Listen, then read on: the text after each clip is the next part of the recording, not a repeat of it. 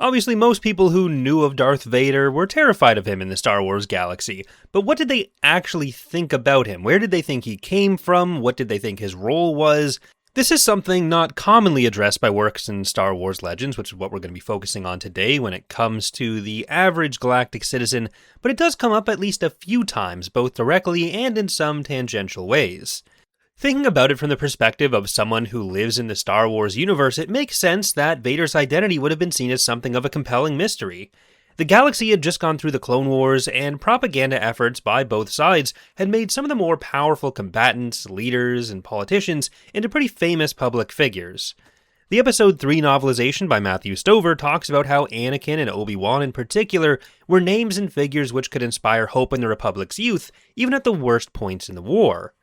Others, like General Grievous, were similarly known but reviled.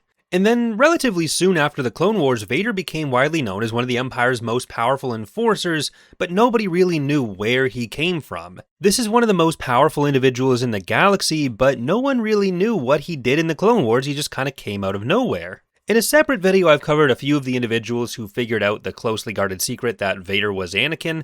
We're not going to talk about that too much today, but what about everyone else? The Coruscant Nights trilogy is one of the few places we get a real, if brief, glimpse into the minds of the galaxy's inhabitants when it comes to Vader, and it shows us some of the most common theories on where the armor-clad terror had come from. In a scene where bounty hunter and former Jedi trainee Aurra Sing is confronted by Vader in the very early years of the Empire, early months even, and she gets tasked with tracking down one of the many surviving Jedi, Jax Pavin, she relates some of the ideas the galaxy has. Quote, "She recognized the figure, of course. One could hardly live in the developed portion of the galaxy, or even on its fringes, and not have heard of Darth Vader, Dark Lord of the Sith. His origins were shrouded in mystery and rife with rumor. He was a centuries-old Sith Lord, reanimated by the sheer force of the Emperor's will. He was the last rogue Jedi. He was a genetically optimized clone, the ultimate warrior. He was a cyborg, some kind of specialized battle droid given human form." Singh had no idea which, if any, of the rumors might be true, although Vader's alleged unequaled proficiency with a lightsaber would seem to argue for the first or second possibility. Each of these elements, other than the clone one, has at least a little truth to it, honestly. He was certainly a rogue Jedi and a cyborg, and while he wasn't centuries old, he was arguably a Sith Lord who was semi-reanimated after his little oopsie on Mustafar, even if he hadn't made it all the way to being fully dead, so it wasn't technically a reanimation. And I think one interesting thing here is that Vader was openly a Sith. People knew him as a Lord of the Sith, even if they weren't big on the exact lore between the Jedi and the Sith. While the speculation on Vader's origins would continue, his role quickly became clear. As Palpatine himself put it, he was the expression of Palpatine's authority. He was supposed to go around scaring and forcing people into submission for Palpatine. And I think this is part of why Vader's identity as a Sith was public knowledge. Sith are scary. This isn't something that I've seen touched on too much, but I think there's an element of this where if Vader takes on all the personified elements of fear, then Palpatine could still be free to be the more popular politician, at least for the first little while.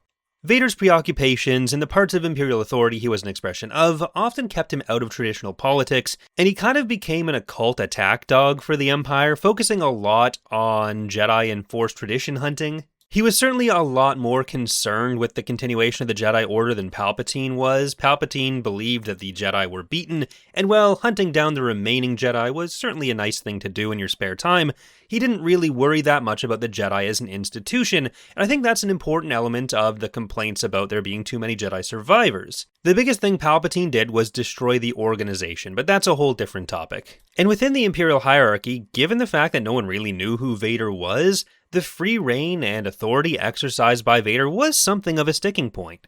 We can see in Episode 4, especially as the Empire had solidified its institutions, how a lot of the political and military higher-ups reacted to Vader's presence on the Death Star.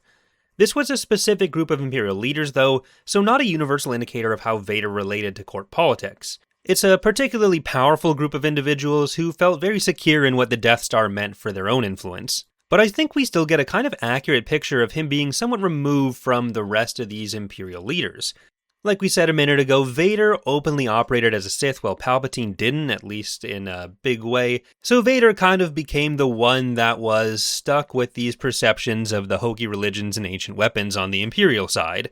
Palpatine was ultimately unconcerned what anyone thought of Vader's origins. Quote, "For the moment, Vader was his crimson blade. Let the galaxy think what it would of Vader. Fallen Jedi, surface Sith, political enforcer, it scarcely mattered, since fear would ultimately bring and keep everyone in line." As we also see in the original trilogy, while the Imperials did operate in fear of Vader, they kind of don't know what to do with him, and he is a man apart from the rest of that hierarchy. You don't want to be choked by him, but how do you avoid being choked by him? You gotta be good at your job, and you gotta try to accomplish his objectives, but his objectives are kind of opaque sometimes. And I think at this point, it kind of calls into question what would have been different if Vader hadn't liked this video and subscribed for more. I mean, if he hadn't been burned to a crisp by Obi-Wan. Vader himself muses on this question in Dark Lord: Rise of Darth Vader. He effectively believes that if not for his injuries and the restrictive suit, he would have been able to overpower Palpatine and he would have led the Empire with Padme. I think there's a few ways we can see this as probably delusional. Palpatine had intentionally sabotaged Anakin and Padme's relationship by sending him to the Jedi Temple, knowing Anakin's massacre of the students would be a bridge too far for Padme to ever accept. Palpatine also knew a challenge from Anakin was likely going to happen, and I think Palpatine was right to believe that he would have succeeded, and then the pair would have gone on together from there, with Palpatine kind of temporarily cowing Anakin. I'm just generally more willing to give Palpatine more credit for believing his plans would have come to pass in this period. If there's one thing that Palpatine understands a lot more than Anakin especially, it's how to manipulate Anakin. So let's just operate under the assumption that Palpatine succeeds in his plan, he keeps Anakin and Vader as his apprentice, and Vader is still just a normal Anakin-looking guy. Whatever else Palpatine wanted or believed, he was genuinely interested in getting the most powerful apprentice possible, and he thought if Vader had died, he would be unable to find a replacement. So keeping a normal, full-power Anakin around was certainly his intention. He also talks about how he and Vader would have raised Anakin's kid together, which I think is a funny idea, but the end result here would have been a very different Vader on the galactic scene. Post-Mustafar, Vader was depressed and despondent, to the point that Palpatine believed he had to reignite Vader's potential in some way, and it's these injuries which contributed to Vader becoming something of a peripheral figure alongside the mystery over who he was. The suit certainly added to his terrifying aura, and I think these injuries are what pushed Vader into just kind of becoming the Imperial attack dog, rather than a true leader within the Empire. And that's something that I think would have changed the power dynamics within the Empire significantly. Anakin's reputation meant a lot within the Republic, as we've covered, and that would have stayed true in the Empire. Vader as we know him was someone who effectively inspired some mix of confusion, revulsion, and terror, but he was effectively building his influence from the ground up, albeit helped by a blank check for mayhem from Palpatine. A Vader who was more visibly Anakin, meanwhile, would have had a lot of pre-established reputation and influence to trade on. He probably would have been a little less cranky, too. Anakin was, after all, one of the most beloved people in the galaxy, and that would have meant something. We probably would have ended up with an empire where Vader wasn't just operating with authority from Palpatine, but because of his own inbuilt influence. As things actually went, there was a bit of a power struggle between Palpatine and Tarkin in some ways, and I think a regular Anakin as Vader probably would have meant a third party in that. There would have been Palpatine, Tarkin, and Vader.